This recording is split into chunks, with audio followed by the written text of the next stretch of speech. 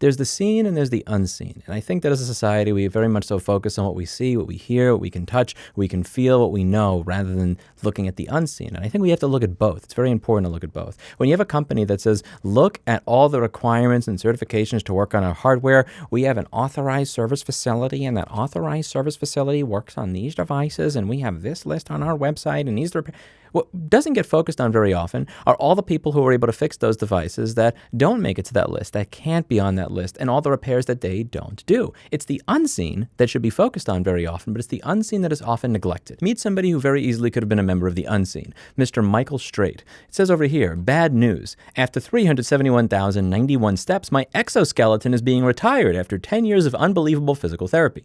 The reasons why it has stopped is a pathetic excuse for a bad company to try and make more money. The reason it stopped is because of a battery in the watch I wear to operate the machine. I called thinking it was no big deal, yet I was told they stopped working on any machine that was 5 years or older. I find it very hard to believe after paying nearly $100,000 for this exoskeleton and training that a $20 battery for the watch is the reason that I can't walk anymore. And you could see him here using the machine with people taking pictures. It looks like he was an equestrian, one of those people that races horses, that rides horses, who has a lot more balls than me. I can barely get my fucking cat to behave, much less a freaking horse. Fuck you, Cuckerberg. Get the fuck out of here with this shit.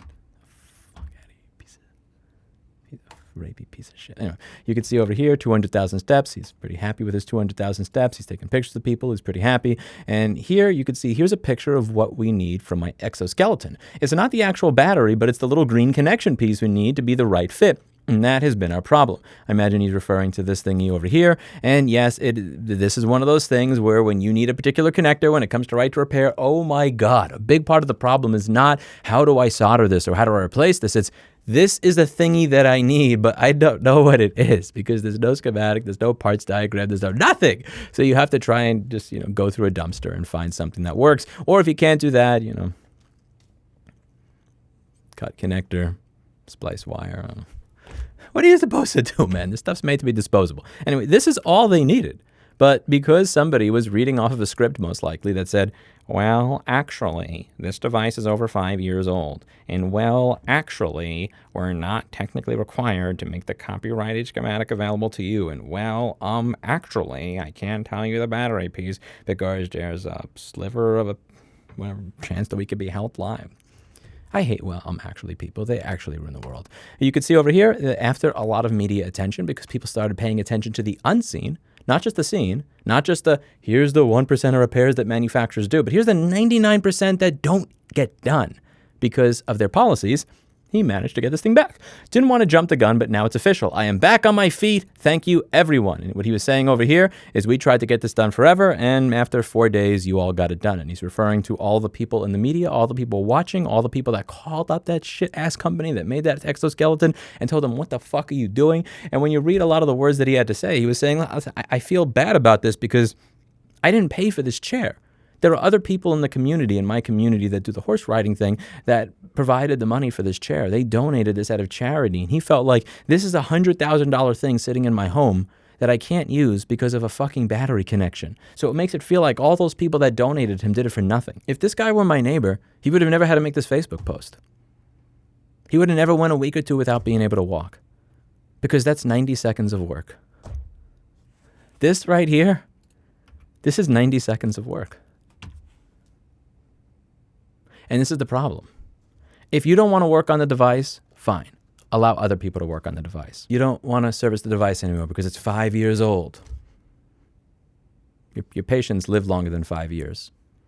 And for many people, it takes them more than 5 years to have $100,000 of disposable income that they could spend on another exoskeleton. They expect this to be able to work longer than that. And if you don't want to make it work longer than that, then at the very least, you should not prevent people from being able to make it work longer than that. I know what somebody's going to say. Well, actually, there could be liability. Well, actually, they may not even do the repair properly if they get the guy. Actually, you should be tossed off a fucking balcony. Because I covered this in 2018. The FDA said the currently available objective evidence is not sufficient to conclude whether or not there is a widespread public health concern related to servicing, including by third-party servicers of medical devices. The objective evidence indicates that many OEMs and third-party entities provide high-quality, safe, and effective servicing of medical devices. The continued availability of third-party entities to service and repair medical devices is critical to the functioning of the U.S. healthcare system.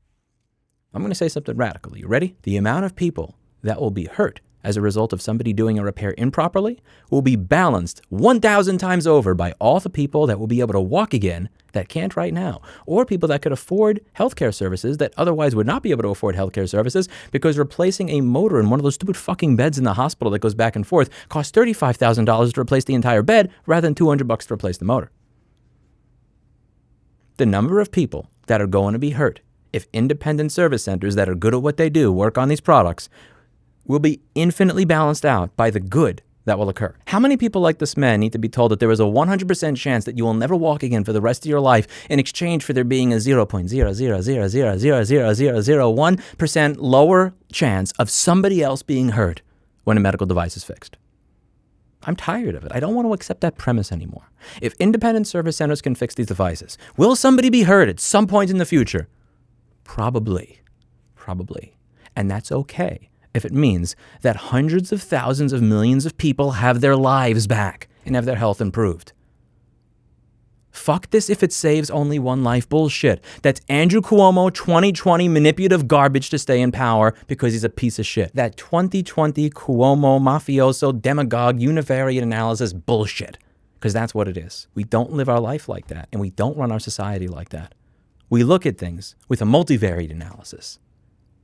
This may hurt somebody, but this thing that has a chance of hurting somebody has a guarantee of helping tens of thousands of hundreds of thousands of other people lead radically better lives. What do we do? We usually weigh these things, and we stop weighing them when it comes to things like this. If you really cared about people, you wouldn't do a univariate analysis. You would do a multivariate analysis to understand that for every one person that will be hurt by this policy, there will be hundreds of thousands to millions of people that will be able to walk again, that will be able to have medical care, that will be able to afford medical care, that will be able to have a higher standard of living, that don't have a higher standard of living because you pretend about caring about people's health and safety when you don't. What you actually care about are your own profits. You care about your own having, oh my God, I may actually have to do work and dig up this manual and put it on my website and make a PDF, and that's going to take 20 minutes out of my day that I could spend robbing the American consumer blind. I think people are sick and tired of it. And I hope more people start focusing on the unseen rather than the seen. Stop focusing on the one time a repair goes bad. I can't even find to begin with. And start focusing on the hundreds of thousands of people that get fucked just like him. Because I guarantee you, for every one person like Mr. Michael Strait that gets his story heard by the news media and gets everything fixed for him, there's tens of thousands of people out there that are crying in their homes in silence with nobody there to hear them, nobody there to care, nobody there to listen. Let's make sure everybody that has a story like Michael Strait gets their problem solved. If it saves only one life, I don't give a fuck about that shit anymore. That's it for today. And as always, hope you learned something. I'll see you all in the next video. Bye now.